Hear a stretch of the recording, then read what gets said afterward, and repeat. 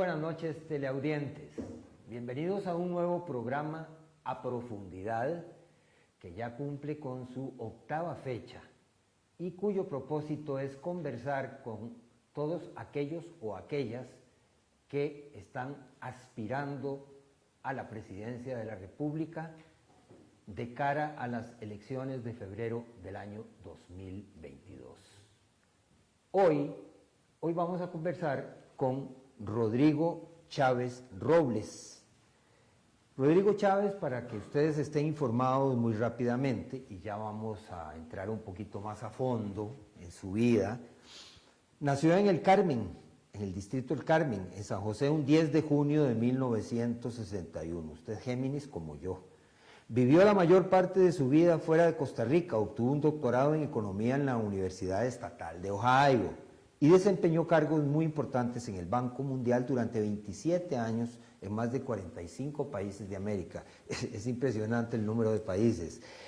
Luego viene a Costa Rica y se integra en el gabinete del actual gobierno, pero de eso vamos a conversar después.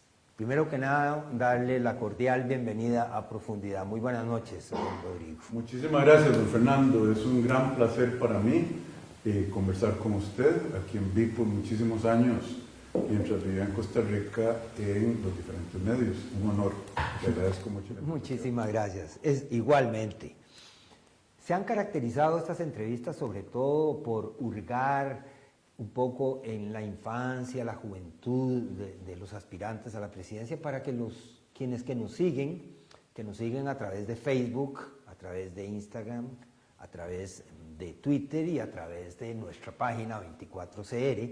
Dichosamente vamos creciendo, eso es bueno, pero la idea es que conozcan un poquito a profundidad a las personas que aspiran a la presidencia. Así que hablemos desde donde se acuerde usted, que uno generalmente es a los 4 o 5 años que empieza a recordar vivencias de su infancia y luego de su juventud, incluyendo su educación primaria y secundaria. Perfecto. Mire, yo nací en El Carmen, como dice usted, en el Hospital Calderón Guardia. Mis papás alquilaban una casa muy pequeñita, ahí en la calle 11, entre avenidas 8 y 10, es decir, 150 metros de distancia de productos alcantarillados.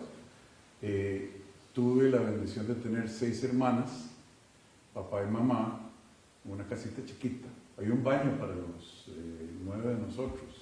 Entonces, hacer fila. 8 hermanos en total. No, éramos 7, papá y mamá. Ah, ok. Habíamos usado un baño, un termojit, que no funcionaba mucho porque cuando uno se metía al baño ya las otras hermanas habían estado, entonces yo me tenía que bañar con agua fría. No alcanzaba. No, el termojit reventaba y había que hacer fila y apurarse. Y entonces, gracias a Dios por una familia de gente trabajadora. Clase media, digámoslo así.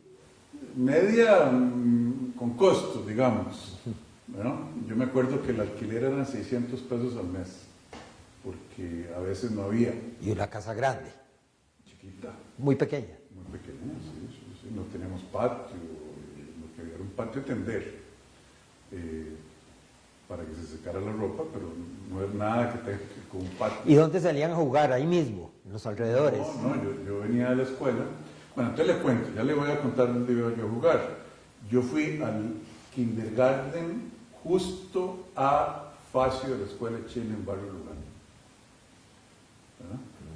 Y ese fue mi kindergarten, entonces yo me iba caminando a mi casa solillo, que será 1 kilómetro, 1 kilómetro más y medio, o menos. solito, con una maestra muy adorable en el kindergarten. Después me gradué de kindergarten, ¿verdad? Qué éxito, y me pusieron a la escuela Buenaventura Corrales en el edificio metálico. Nunca se me olvida, un día a las 7 de la mañana y otro día a la 1 de la tarde. Empezaba uno, porque éramos tantos, yo creo que hay 3 centros educativos en ese edificio, ¿verdad? Estaba el colegio nocturno, otra escuela, etcétera.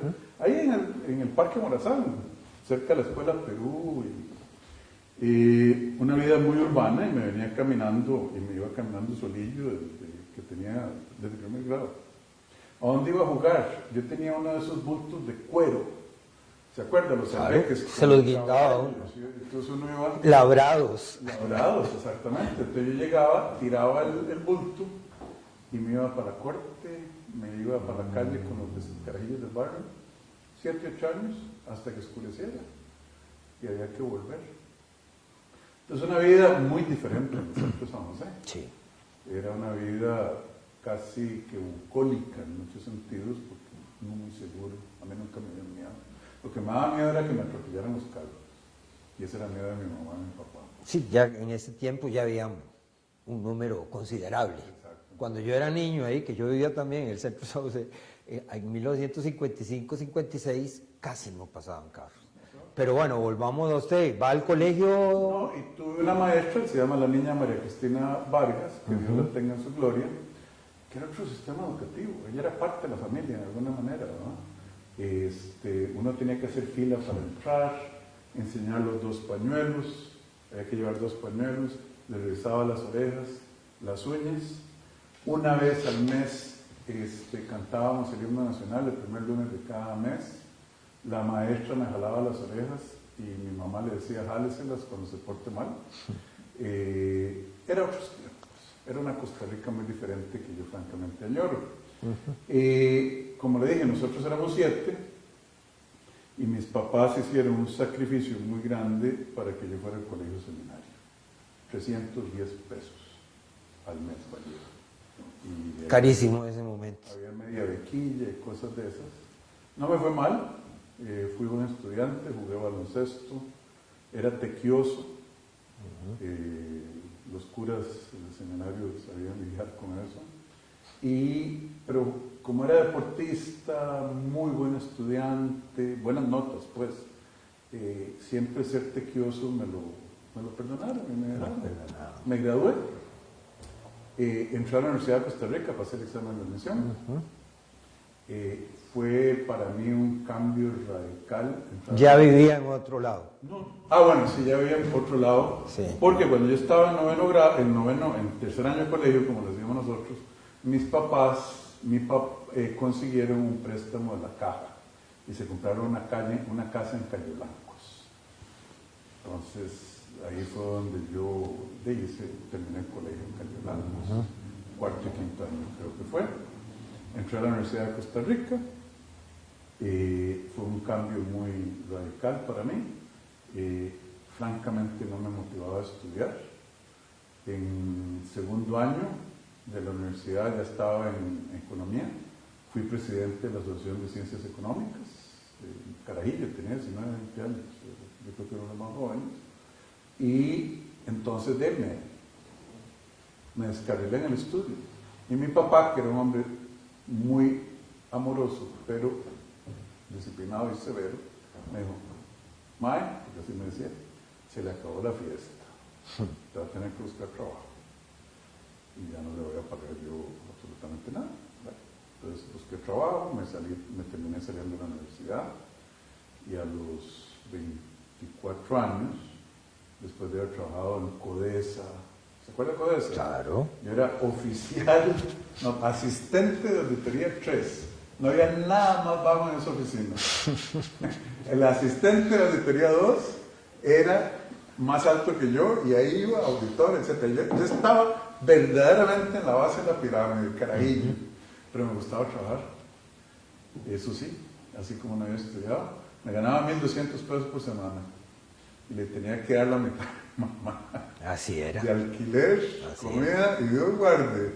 Pagaba el jueves y el viernes salía ese señor, no se va hasta que caiga. Decomiso.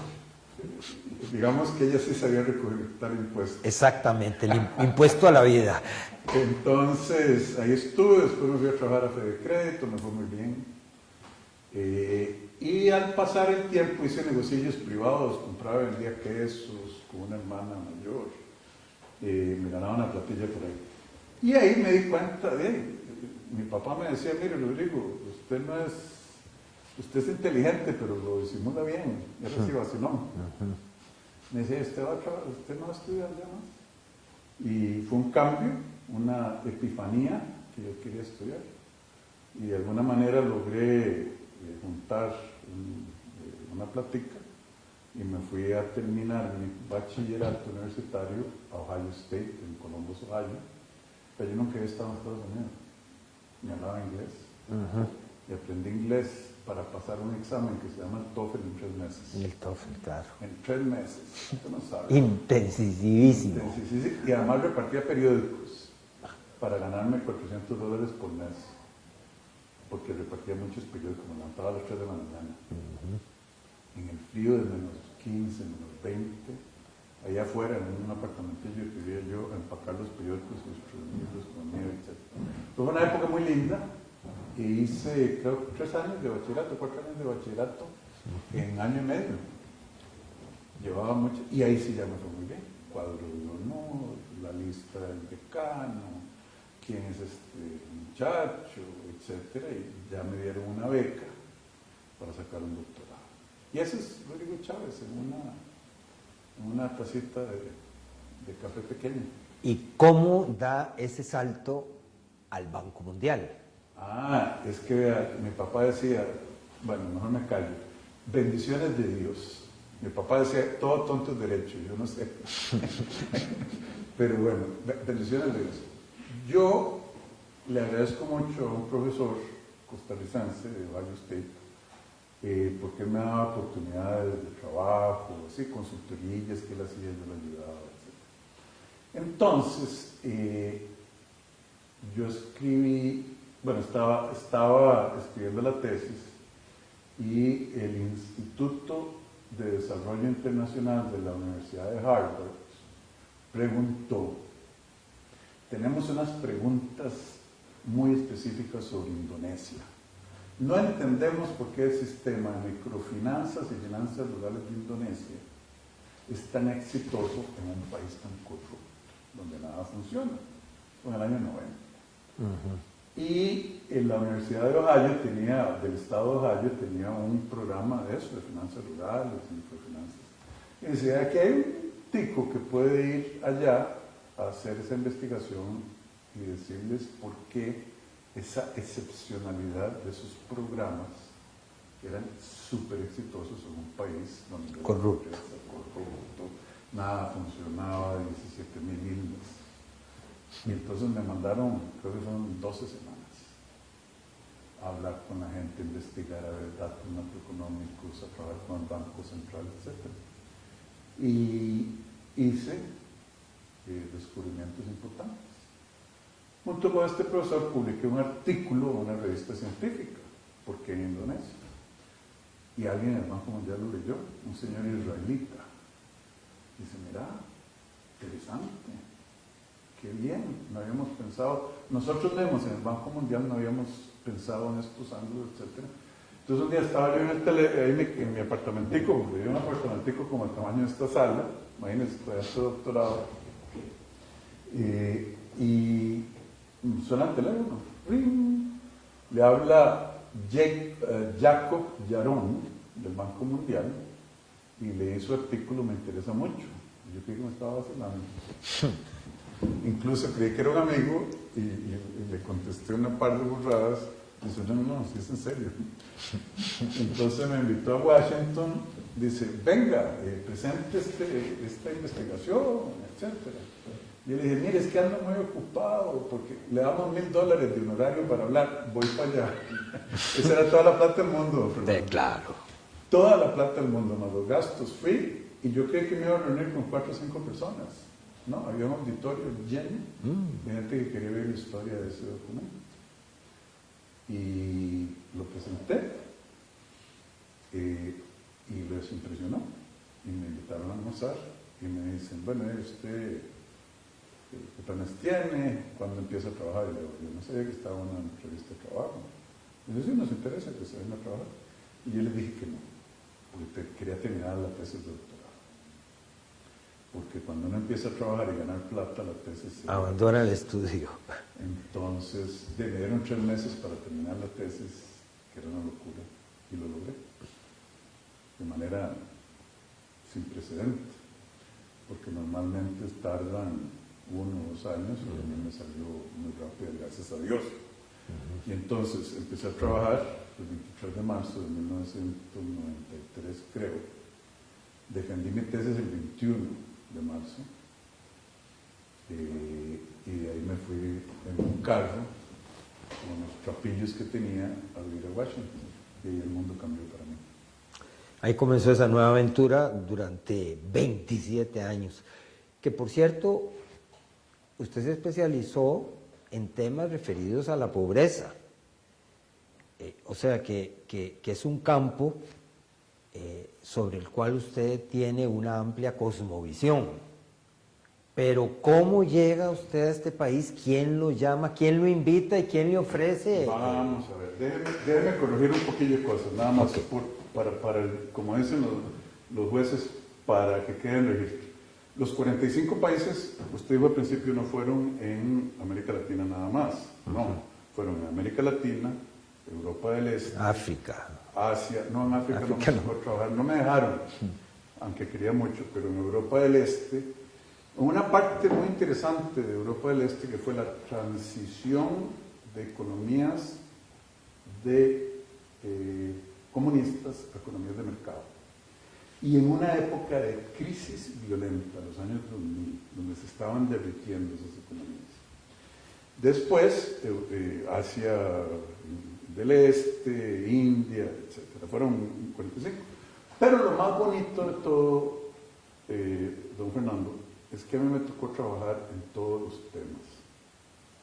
Yo trabajé microfinanzas, trabajé finanzas rurales, trabajé banca pública, trabajé el análisis de los sistemas financieros como un todo. Yo era el líder de equipos del Fondo Monetario y del Banco Mundial, 30, 40 personas que venían a hacer lo que se llama evaluación de los sectores, de los sistemas financieros de los países, donde trabajé en temas macroeconómicos. Fui el economista en jefe viviendo en Turquía por 4 años. Después de Turquía me dicen, vea, no lo he hecho tan mal. Nosotros queremos que ya usted tome un puesto gerencial. Yo no quería, siempre fui puestos técnicos. Y me tocó en el 2008 volver a América Latina a la división, porque todavía no era departamento, que manejaba el manejo macroeconómico de las economías. ¿Y qué pasó en el 2008? La crisis. Entonces estuve en el ojo del volcán, en el ojo del huracán, lidiando con las economías que se estaban derritiendo, con economías que estaban como Uruguay, estaba a punto de no pagar la deuda. Bueno, vaya para Uruguay, vaya para Brasil, vaya para esta parte, porque yo era el líder de ese equipo, creo que eran como 40 economistas, la mayoría con doctorado. No lo hice mal. Y ahí rompí un récord. Después de ser gerente de división, me hicieron director de un departamento con 5 divisiones. Y ahí había 136 doctores en economía. Grandes ligas. Esas grandes ligas.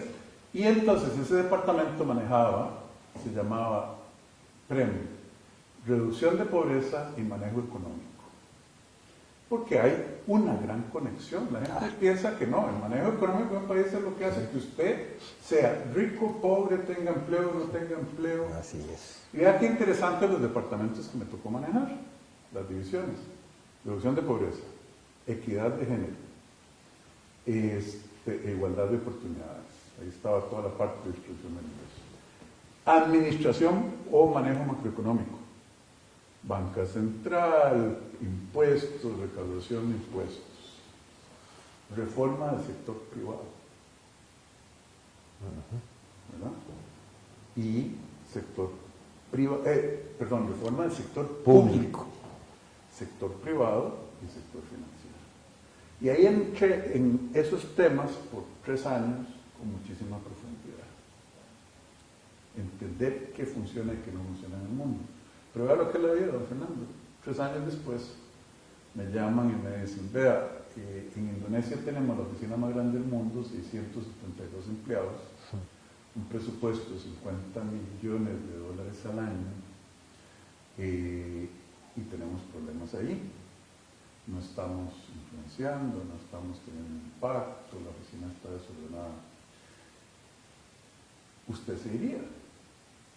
Me dicen, vea, usted va a ser el primer director de país, yo no solicité puesto, en Indonesia que no pertenece a G7, porque eso es un puesto de estratégico mundial. Y los países alemanes, a mí me antecedieron 2 alemanes, vienen y empujan. Yo quiero un alemán ahí, porque es un país que se llama sistémicamente importante. Y usted es tico, ¿no? Sí, es tico. Antes de eso solo ingleses, alemanes, gringos, por esa razón. Pero la situación es tal que necesitamos, lo voy a rajar, necesitamos al mejor economista, al mejor esto, lo otro, administrador. Y viera que lo pensé mucho. Nadie que había sido director del programa en Indonesia no había llegado a ser vicepresidente del Banco Mundial, era el paso lógico. La oficina más grande del mundo y la más importante en un país. Y yo dije, bueno, está bien. Y me habían nombrado por 2 años y el gobierno y el banco decidieron que me quedé 6 años y medio. De hecho, antes de venirme, y esto no es por rajar, es para que vean cómo yo sí sé de política, no de politiquería, el presidente de Indonesia llamó al presidente del Banco Mundial por teléfono y le dijo, mire, yo no quiero que se vaya a Rodrigo. Porque pudimos construir maneras de trabajar, maneras de reformar, en que todos ganaran. Y fue una época maravillosa. Pero, ahora sí, ¿cómo volví yo a Costa Rica? Sí. ¿Quién lo llama? ¿Quién lo recomienda? ¿Por qué se liga al país? Primero, tengamos claro la secuencia de eventos. Yo nunca dejé a Costa Rica. Yo salí de Costa Rica, porque Costa Rica nunca salió de mí. Todavía no ve que hablo con el mismo acento después de no sé cuántos años. Y digo las mismas cosas que hablamos los ticos. El 7 de octubre del 2019 murió mi hermana, una muchacha que había estado en el convento, y ella había cuidado, se salió de eso para cuidar a mi mamá fundamentalmente, de las 6 hermanas. Ella murió de un ataque, de un cáncer en el hígado drástico, 5 semanas. Letal. Y mi mamá viejita quedó sola. Yo tengo, mis hermanas viven en Estados Unidos, excepto una, y esa no era una buena combinación para que viviera con mi mamá. Entonces mi mamá me dijo, vea lo que es la vida, yo tengo 7 hijos, porque si hablaba muy a menudo con ella, y voy a morir solita en las manos de una cuidadora y tal vez de una enfermera. ¿Sabes lo que sentí yo? Una mujer abogada. Y dije, mi mamá, ¿qué hago? Y entonces volví a Washington, fui de Indonesia a Washington a ver cuál iba a ser mi siguiente puesto. Me estaba mandando que a India, o de vicepresidente, etcétera, ¿no? El Fondo Monetario me estaba ofreciendo trabajo también. Y yo dije, hijo de mi alma, ¿qué hago? Siempre mi mamá, esa frase que dijo, me dejó, voy a morir solita después de tener 7 hijos.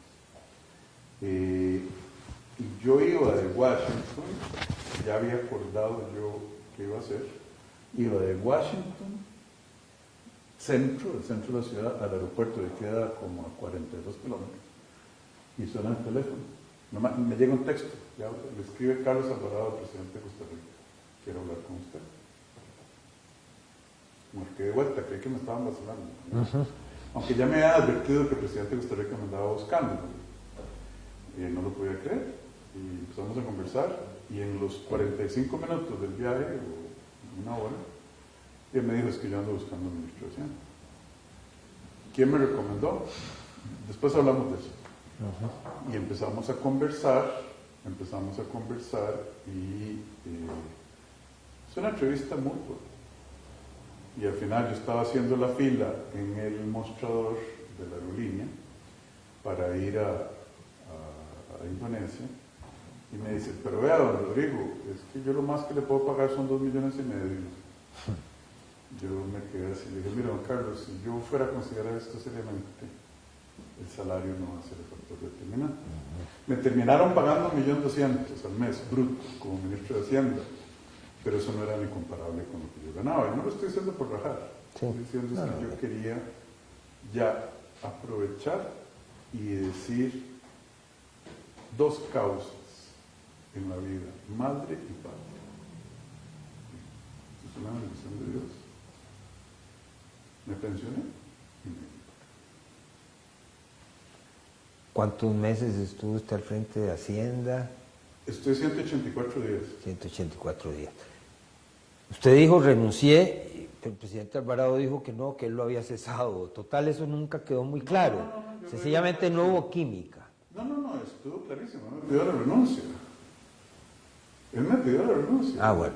Yo me había operado, tuve una operación de apendicitis.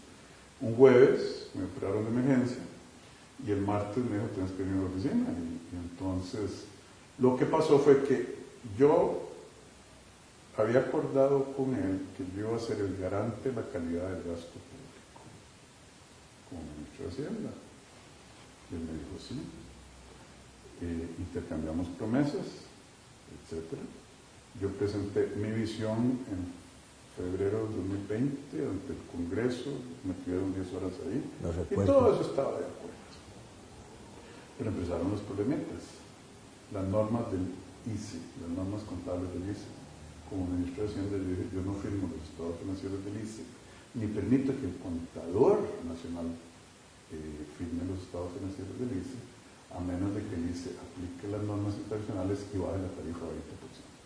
Porque lo que está haciendo el ICE, señor presidente, es maquillando los números para que la señora que nos está viendo pague la electricidad más cara de América Latina, además del desastre de los contratos que hicieron en los últimos 30 años, pagando precios excesivos y condiciones leoninas a generadores privados y en BOTs. Yo dije, esto hay que arreglarlo, el ICE está muy mal, pero no va a ser robándole plata, y viera el escándalo que se hizo con la presidenta ejecutiva.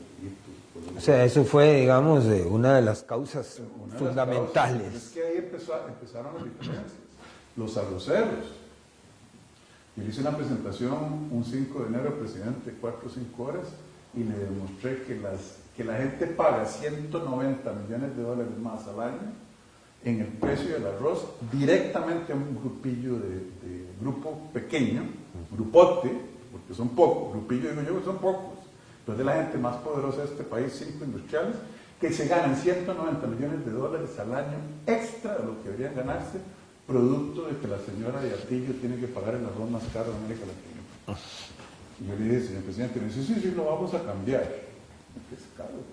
En agosto, más bien, no solo no lo cambiaron, sino que le dieron más beneficios a esa gente a costa del pueblo. Y ahí es donde empezaron las diferencias. Presidente, usted me dijo esto. Ahora, voté a todos los mandos medios de Hacienda, a los que no servían. Oficial mayor, viceministro de Ingresos, viceministro de Egresos, director de aduana, director de policía de control fiscal, director de... Y trajo otra gente. Y trajo otra gente. ¿Que está todavía? No, los votaron también. Y jalaron a la gente de ellos. ¿Por qué? Porque no querían hacer cosas. Y, ay, qué incómodo, te estás echando encima a los sindicatos de Hacienda. No, señor, si ellos están también hartos, señor presidente, de esos mandos medios. Y el fantasma, la mentira, el mito de que los mandos medios mandan en Costa Rica es una excusa de los jerarcas que no quieren hacer las cosas, porque yo los voté y los reemplacé. En un mes los entrevisté a todos, entrevisté a 3 o 4 personas por puesto y los nombré. Y en un solo día se fueron 16, no me acuerdo cuántos, y vinieron otros, gente nueva, joven, limpia. Y lo votaron después. A mí me dolió muchísimo, porque fue gente que dio un paso. Y ahí fuimos, hasta que el gobierno de la República hace una cosa rarísima, convoca una ley para sacar a las municipalidades de la regla fiscal, y ustedes han visto el desastre que esa ley le ha representado al país, gastando como locos, sin control, sin dar cuenta de ciertos gobiernos municipales, ¿no? Multiplicando los gastos en salarios y cortando los gastos en inversión. Yo le dije, don Carlos, no convoque esa ley no es buena para el país. No, es que me mandaron una carta a 42 diputados y entonces hay que darles el chance para discutirlo. Claro, era Liberación Nacional, que tiene su base sobre los gobiernos municipales, dándoles un cariñito para lograr apoyos. Esa fue la gota que rebasó el vaso. ¿No? Entonces yo le dije, bueno, pero usted me promete que si usted convoca la ley, les da oportunidad de discutirla, pero si la aprueban, usted la veta. Y sí, ahí bueno. El día que yo me estaba operando, vea qué coincidencia, El día que yo me estaba operando de esa cirugía de emergencia que le mencioné, aprobaron la ley de las 2 de la tarde. Y a mí me iban a meter al quirófano. Levanto el teléfono en la cama de emergencia y le digo, señor presidente, acaban de aprobar la ley, ¿usted la va a vetar? Me dice, eso es una decisión política, mira vos, concentrate en que estás enfermo, cuídate en tu salud. Y yo le dije, no, señor presidente, usted no prometió que la vetara. Y entonces, no, mira, bueno, tengo que irme, adiós. Le mandé un texto y le dije, señor presidente, yo le voy a mandar a usted de la cama del hospital, saqué mi computadora, gracias a Dios por la firma electrónica y los emails, le mandé una carta diciendo, presidente, por el bienestar de este país usted tiene que vetar esa ley, porque una vez abierto ese portillo, no solo se va a salir ese ganado bravo, sino que viene todo el ganado por detrás, los otros, universidades, vétela. Le mandé la carta, copiando a mi viceministro y otras cosas, y alguien se la mandó a un señor Enrique Sánchez, se llama, que era jefe de fracción del PAC. Claro que a mí no me querían, porque yo nunca he sido PAC. Yo les estaba parando el caballo, atravesando el caballo muchas babosadas y cosas que no estaban haciendo. Y él se la soltó por todo lado. Entonces aparece ministro de Hacienda, desafía al presidente. ¿Y usted sabe qué fue lo que pasó? El presidente hizo un trato con la fracción de Liberación, ambos equivocados. Si usted nos saca a las municipalidades, nosotros le votamos el tren. Malo para el pueblo, pero beneficioso para nosotros. Y así siguen echando a la gente al fuego para beneficiarse ellos. Entonces, el presidente me llama y me dice, mira, es que sos muy duro vos, ¿cómo se te ocurre mandarme una carta? O cambiás, o dice, señor, usted no lo metió, viéndole los ojos. O cambiás, o te tenés que ir. Yo le dije, me tengo que ir, porque yo no voy a cambiar. Usted no le puede enseñar a un perro viejo trucos nuevos, y a mí no me va a enseñar a andar de acomodadicio para los intereses estrechos, en este caso, de esos diputados de Liberación y de la obsesión con el tren. Muy interesante todo este capítulo. Ha quedado muy claro ante quienes nos están viendo cuáles fueron realmente los motivos de su alejamiento del actual gobierno. Pero bueno, lo importante ahora es a futuro. Usted trató incluso, recuerdo, de crear una coalición de grupos para enfrentar no solo al PAC, para ganar la elección. Eso no cuajó y finalmente usted termina a la cabeza de este partido, Partido Progreso Social Democrático, PPSD. ¿Cómo nace toda esta situación? ¿Cuál es la ideología de este partido?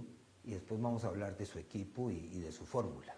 Vea, don Fernando, y la gente que nos ve en la casa, yo no quiero ganar la elección, yo no quiero ganar el poder por ganarlo. Hay gente en Costa Rica que se soñó desde chiquitico con una banda presidencial en el pecho. Si eso es lo que usted quiere, candidato o candidata, photoshopee esa banda presidencial, le va mejor. Yo lo que quiero es arreglar a mi país, y al haber estado esos 184 días donde estudié y trabajé como loco para entender los problemas, me di cuenta que los problemas de este país son origen de la mala administración que la clase política tradicional, los mismos de siempre, particularmente Liberación Nacional, el PUS y el PAC, nos han traído. Y que para sacar a esa gente y para hacer las cosas que la ciudadanía verdaderamente necesita, hay que tomar el poder político. El poder político para Rodrigo Chávez no es un fin, es un medio. Por eso yo no estoy doble postulado, porque yo no ando buscando trabajo. Hay 14. Yo voy a ser presidente, pero en primer lugar, expulsamos por si acaso, ¿no? No. El objetivo nuestro es cambiar este país y vemos al poder político como un medio, no como un fin. Hay una gran diferencia. En esa búsqueda, al haberme dado la realización de que en Costa Rica hay que limpiar la casa y poner gente nueva, y eso pasa por las elecciones, pues empezamos a hablar con mucha gente. Y mucha gente nos dijo, no, usted no es candidato tan chapa, tiene la experiencia, el conocimiento, el doctorado, la firmeza, la independencia. Es que yo no le debo nada a nadie, ni nadie me debe nada. Aquí no hay jueguitos de chapitas.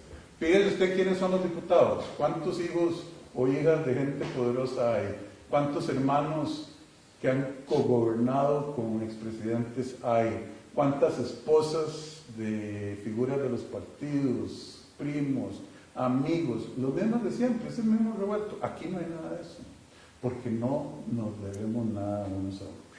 Lo único que nos debemos es a sacar este país. Entonces, ¿quiénes son? Ya le voy a contar, pero usted me preguntó del partido. Sí, primero. En ese esfuerzo de encontrar una plataforma política para poder hacer la oferta al pueblo, a la ciudadanía, de muchos partidos se acercaron, estuvimos discutiendo, entre ellos el Partido Progreso Social Democrático, que es un partido nuevo. De gente de la más humilde, en algunos casos, amas de casa, señoras que venden comida para sobrevivir, hasta profesionales de clase media. Ahí no hay ni un solo rico. Entonces, al final, cuando los otros partidos empezaron a decir, sí, pero hay que darle el primer lugar de la abuela, un partido me dijo, a fulano tal, yo me decía, no tiene ninguna capacidad. Un ex embajador, que por ser amigo de un expresidente lo estaba empujando, no tiene ninguna capacidad, el primer lugar de la abuela de ese partido. Yo no voy a poner a nadie así, en una provincia tan importante. No, entonces nos vamos. Yo prefiero no ir que ir mal acompañado, porque esa es la promesa del pueblo de Costa Rica, que vamos a ir gente nueva. Y entonces ahí se fueron desgranando, porque cuando llegaron a jugar chapitas, deme, yo te doy, te cambio, y no. Y quedó el partido de Progreso Social Democrático, y entonces quedaron solos y dijeron, ¿ustedes de veras quieren hacer esto bien? Sí. Y vea cómo elegimos a los diputados. Se abrió un concurso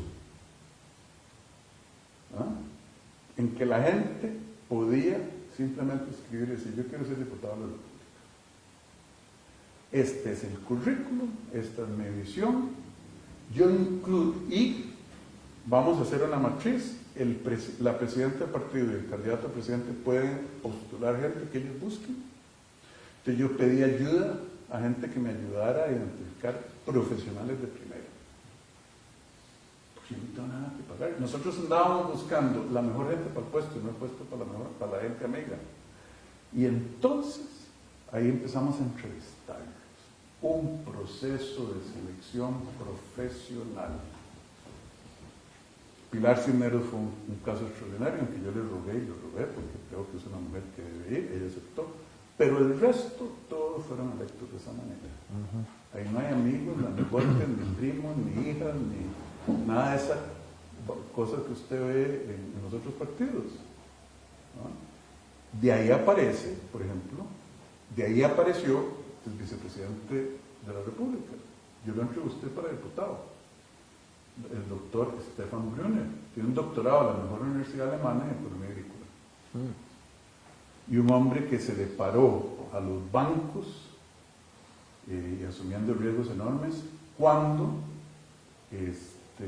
estaban cobrando unas ridiculeces por los datáfonos y limitando la competencia de costa del pueblo de Costa Rica para sacarle plato a usted de la bolsa. Lo acusaron penalmente, lo acusaron con una acción civil resarcitoria y él se defendió y se mantuvo, no se robó. Doctor en economía, que habla 4 o 5 idiomas. Fue el que denunció el desmadre, la corruptela en la Ruta 27, arriesgando su pellejo. Entonces, preparado, inteligente, valiente. Entonces le dije, no, yo no quiero que usted sea diputado. Véngase conmigo en la papeleta presidencial. Vamos. Lo mismo con la vicepresidenta, la doctora Mary Munive. Una mujer que es espectacular, inteligente, doctora, médico, doctora también. Llevamos 3 doctores en la papeleta, ¿verdad? Qué coincidencia. Presidente, vicepresidente y vicepresidente. Y ella, una mujer capaz, inteligente, especialista en medicina comunitaria en estos momentos. No tiene un solo pelo en la lengua. Empleada pública de las buenas, trabaja en la caja, se mata. y está dispuesta a enfrentarse a Costa Rica. Y así vamos con todo, don Fernando. Este es el único partido que ha reclutado gente, que va a reclutar jerarcas y ministros a base de competencias, experiencia, habilidades y sobre todo temperamento para dar las peleas que tiene que dar el gobierno por la gente. Nos quedan 7, 8 minutos y una gran cantidad de temas, pero bueno, vamos a volver a conversar después, Rodrigo, pero vamos específicamente, entonces, no me contestó sobre la ideología, si son liberales, socialdemócratas, socialcristianos, ¿qué tendencia? Mire, yo creo que las ideologías en Costa Rica han sido artificios para engañar a la gente. Yo soy pro Estado, yo soy pro sector privado, yo creo. Eso es mentira, ya eso pasó de moda, eso son ideologías del siglo XIX. No ha habido una sociedad en el mundo que haya sido exitosa sin un sector productivo, vibrante, operando en libertad, con regulaciones razonables, y un sector público que ayude al sector privado y a la gente. Enséñeme una. Comunismo falló, las ideologías esas extremas de Inglaterra en el siglo XVIII y XIX colapsaron a ese país, el este de Londres era un infierno, son las dos hojas de la navaja, lo que hay es gobierno, Estado y empresa privada. Quien le diga a usted, yo soy pro Estado, no entiende al mundo ni entiende la evolución de la prosperidad en el mundo. Necesitamos un sector privado, como le dije, y un Estado eficiente. Eso es, Estado eficiente. Exactamente. Y sobre un Estado eso, grande, ¿no? Un Estado que haga lo que el Estado tiene que hacer a un costo efectivo y con una gran calidad de servicio. Y sobre el Estado podríamos conversar horas. Sin embargo, hay temas muy importantes como el empleo, la educación, las pensiones, el ambiente, el género, que usted lo tocó ahora. Y nos tomaría muchos minutos el desarrollo de lo que usted piensa. Cada uno de esos temas, don Fernando, requiere una horita de conversación. Sí. Y nosotros tenemos un plan de gobierno de 120 páginas donde damos lo específico para eso. Todavía no lo hemos soltado porque nos han fusilado ya varias ideas, pero lo vamos a empezar a diseminar en cápsulas chiquititas sobre cada uno de esos temas. Sí. Sin embargo, en estos 5 minutos que nos quedan, podemos conversar muy rápidamente sobre la propuesta suya, que estaría basada en 5 decretos si llegó a la presidencia, para resolver, o por lo menos poner un granito de arena en todo el problema del costo de la vida y de alguna manera la reactivación económica. ¿Podría usted, aquí las tengo apuntadas las 5, pero usted las debe tener en su mente? Vea, seamos muy claros con la gente, don Fernando. A mí me gusta que usted hable así directo. Costa Rica es un país carísimo para producir, para vivir y hasta para visitar. Por eso aquí el turismo no ha llegado al desempeño, pero yo no sé cómo hacen. La tercera parte de la población económicamente activa de este país, que son los desempleados, los desalentados y los subempleados, para vivir. Mi señora es europea, ella vive en un país que se llama Letonia, miembro de la Unión Europea, que es mucho más rico que nosotros. Y usted sabe que cuando va a visitar a la familia, ¿qué trae? Medicina. Ya no puede creer que las vitaminas, el aceite de bacalao y las medicinas, yo uso una cosa para las, valgan 4 veces más aquí que allá. Sí. Bueno, pues ¿por qué? La misma medicina, la misma marca. Entonces, Costa Rica tenemos una serie de restricciones a la competencia, a la eficiencia, que le crea ingresos extraordinarios a poquitos empresarios a costa de los consumidores. Por eso Costa Rica es tan cara. Costa Rica es tan cara, aparte porque la macroeconomía es un desastre, las tasas de interés son altísimas, etc. Pero pónganse a pensar cómo el Estado ha venido manipulando los precios de las cosas para que usted, señora, pague más y el rico de siempre se haga más rico. Arroz. El arroz vale 50-60% más de lo que debería valer en este país por decretos ejecutivos firmados por el MEC, el ministro de Agricultura y el presidente de la República. Sépalo, que a usted esa acción gubernamental con un lapicero le ha subido el precio. La electricidad. Es una alcahuetería. Tenemos la electricidad más cara de América Latina. Bueno, y le decía, lo del arroz se puede, si se puso por decreto, se puede quitar por decreto. Claro, se nos van a tirar a la calle ciertos grupitos, pero no hay problema porque la mayoría de la gente se va a beneficiar. La electricidad. Maquillajes contables para subir los costos artificialmente del ICE, para que Arecep le suba la factura. Yo peleé contra eso, he estado peleando contra eso, y ahora vienen con un 20% de propuesta de aumento para el 1 de enero. Si tuvieran el sentimiento, la capacidad de sentir vergüenza, les debería dar, pero yo creo que ya la perdieron. Mi gobierno, el ICE va a cobrar lo que tiene que cobrar. Si no se va a la Junta, le pido al presidente, la presidenta del partido. Pero ¿quién pusieron el ICE? Ahí está. Entonces, segundo, energía. Tercero, medicinas. Medicinas, sí. Porque hay una serie de prácticas colusivas, que se llama, que al final se comportan como un monopolio, subiendo el precio. Y el Ministerio de Industria, Economía y Comercio, ¿qué? Viendo al otro lado. ¿Por qué? Usted pregúntese. Eso se puede quitar. ¿Por qué? Dándole instrucciones al MEC, dándole instrucciones a la Comisión de la Competencia que apliquen la ley. Seguimos. Aquí hay una que dice permitir que los agricultores puedan importar moléculas modernas para sustituir los agroquímicos actuales. Vea, don Fernando, ¿cómo puede ser que en un país donde el agricultor está sufriendo tengamos 21 años, saquen cuenta, 2 gobiernos del PAC, uno de Liberación y 2 de Liberación, de no permitirle a la agricultura contar con los insumos modernos, baratos, productivos y amigables con el ambiente, porque hay intereses de los que tienen representaciones exclusivas, de las compañías transnacionales, para seguir vendiendo la tecnología del siglo XX, contaminante, cara y poco productiva.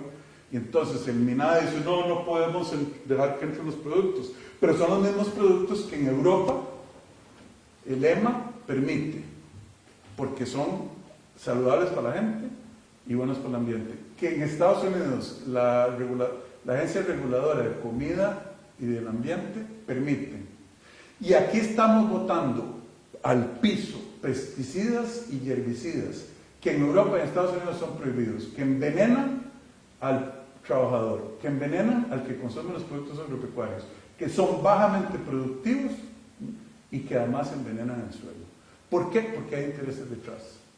Y el presidente dice, ay, tenemos que hacerlo. Los presidentes anteriores, ay, tenemos que hacerlo, pero no lo hacen. Usted llama al ministro del Ambiente y le dice, señor, esto es una aberración. O lo hace pasar o lo hace pasar, porque si no, usted es cómplice. Tenemos 21 años de complicidad afectando al ambiente, al consumidor y al agricultor. Se nos fue el tiempo, porque así es, vuela. Pero tiene un minuto para decirle a quienes nos escuchan y nos ven por qué tienen que votar por usted en las próximas elecciones. Miren, muchas gracias, don Fernando. Le agradezco muchísimo la oportunidad. ¿Por qué tienen que votar por Rodrigo Chávez? No tienen. Yo lo que les quiero decir es, pongan a Costa Rica en su corazón y utilicen su mente para llevar adelante una revolución armada con este fusil que se llama un lapicero. Costa Rica ya no tiene que derramar sangre, derrama tinta. Y todos tenemos un fusil lapicero para votar. ¿A quién le quiere dar usted las llaves del carro para los próximos 4 años? ¿A los que nos trajeron aquí, PLN, PUSC y PAC? ¿A los que crearon esos monopolios? ¿A los que destruyeron empleo, mataron pymes?